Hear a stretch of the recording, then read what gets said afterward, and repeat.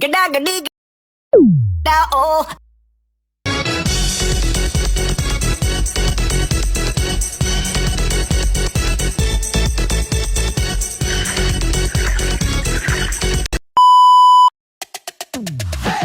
잘 지냈어요 모두 보고 싶었어 이도 Going은 언제나 너에게 going. Assalamualaikum warahmatullahi wabarakatuh. Halo teman-teman, perkenalkan nama saya Muhammad Hilmi Yahya. Di sini saya akan menjelaskan apa itu jangka sorong beserta fungsi-fungsi pada bagiannya. Nah, yang pertama-tama itu kita bakal membahas apa sih jangka sorong itu. Nah, jangka sorong adalah alat ukur yang berfungsi mengukur panjang, ketebalan, benda tipis, diameter dalam dan luar, hingga kedalaman bejana dengan lingkaran yang sempit. Biasanya jangka sorong akan dipakai untuk mengetahui ukuran benda-benda kecil yang tidak dapat diukur dengan penggaris. Nah, jangka sorong punya tingkat ketelitian mencapai 1/100 mm. Namun, hasil ukuran yang nanti ditemukan sepenuhnya tergantung pada pengukuran juga ketingkatan ketelitian alat. Nah, langsung saja kita bakal membahas fungsi-fungsi bagian jangka sorong. Oke. Nah, yang pertama itu ada yang namanya rahang dalam atau rahang bagian bawah. Ini nih yang kita bulatkan. Nah, ini itu fungsinya apa sih? Nah, di rahang ini ada rahang geser dan rahang tetap. Penggunaannya bagian ini nih membuat atau mengukur bagian luar benda. Contohnya mengukur ketebalan atau diameter luar benda. Oke. Nah, yang selanjutnya itu ada yang namanya rahang luar atau rahang atas. Ini yang bagian atas. Nah, di sini rahang ini juga terdiri dari rahang serong dan rahang tetap. Namun, penggunaannya ditunjuk demi mengetahui ukuran panjang diameter dalam benda. Contohnya mengukur diameter dalam pipa. Oke. Nah, yang ketiga itu ada pengukuran kedalaman atau biasanya kita di sini menyebutnya sebagai apa ya? Sebagai tangkai. Oke, sebentar. Kita menyebutnya sebagai tangkai. Nih, ini yang disebut pengukuran kedalaman atau tangkai kedalaman. Nah, fungsinya itu mengukur diameter luar dan dalam.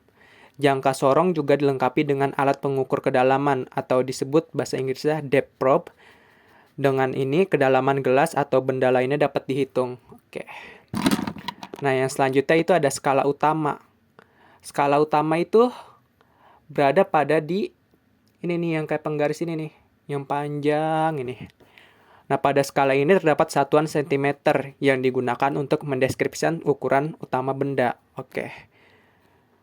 Nah, dalam skala itu selain cm juga ada yang namanya inci. Nah, bedanya dengan skala utama, skala ini menggunakan satuan inci dalam pengukuran diameter benda. Oke.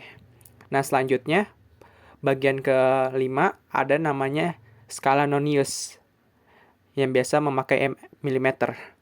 Pada skala ini, nih, nonius, satuan yang digunakan oleh jangka sorong adalah milimeter. Penggunaannya ditunjuk untuk mengukur diameter dengan lebih teliti dengan menggunakan satuan yang kecil, yakni milimeter.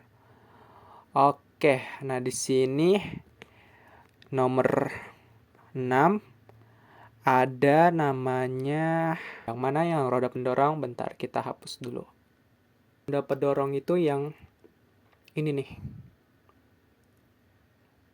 Nah, ini biasanya buat ngedorong menyesuaikan ukuran benda.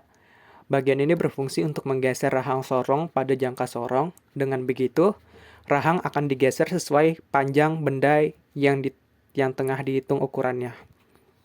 Oke, selanjutnya itu yang terakhir ada yang namanya skrup pengunci. Nih, skrup pengunci itu yang bagian ini, yang hijau. Nah, fungsinya apa? Ketika roda pendorong sudah digunakan, yakni sudah terjepit benda bagian dalam atau penjepit benda bagian luar, pengunci dapat dilakukan dengan sukur pengunci. Nah, jadi bendanya itu jangka sorongnya itu tidak berubah-ubah, jadinya tetap aja gitu. Halo semuanya, perkenalkan nama aku Zahra Raja Mutiara.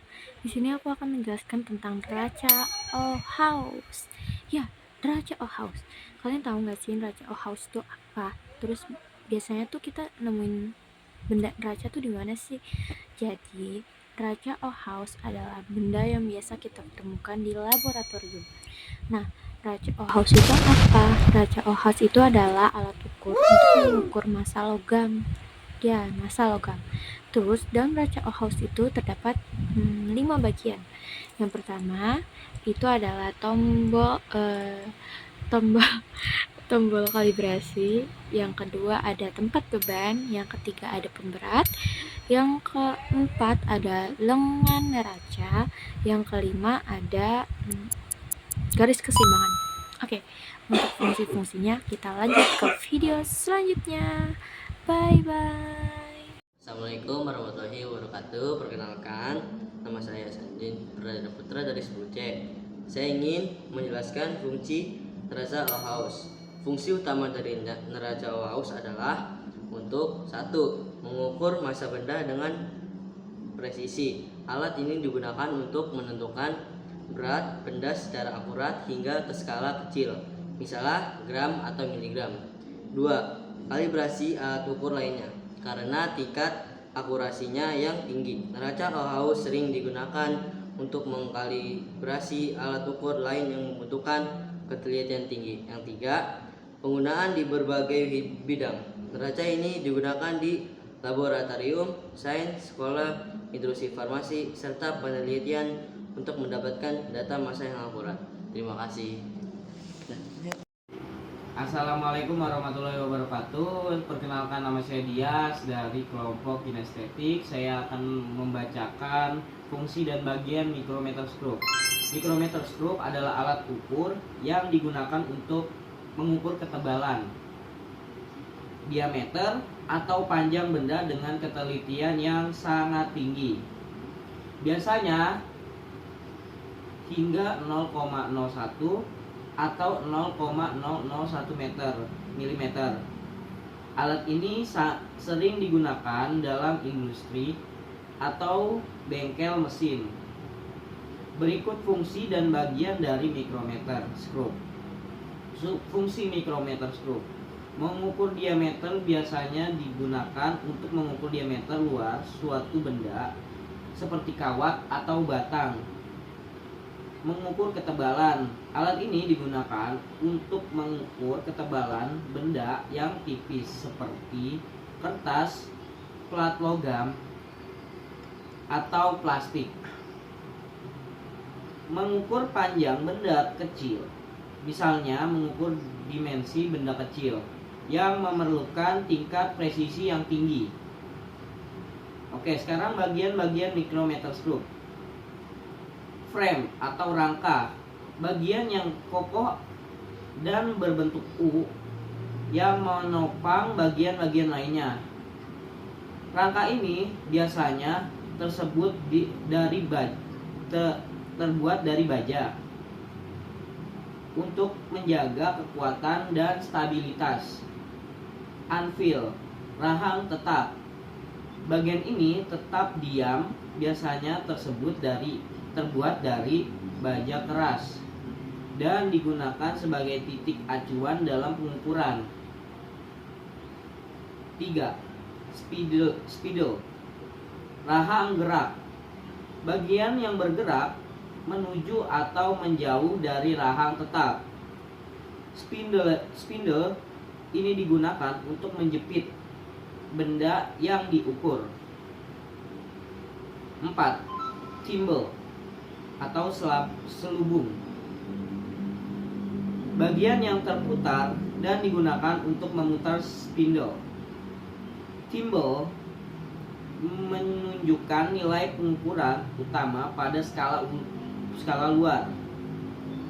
5. Slevets SLV, tabung skala. Bagian ini memiliki skala utama atau linier yang biasanya menunjukkan pengukuran dalam milimeter atau inci. 6. Ratchet stop.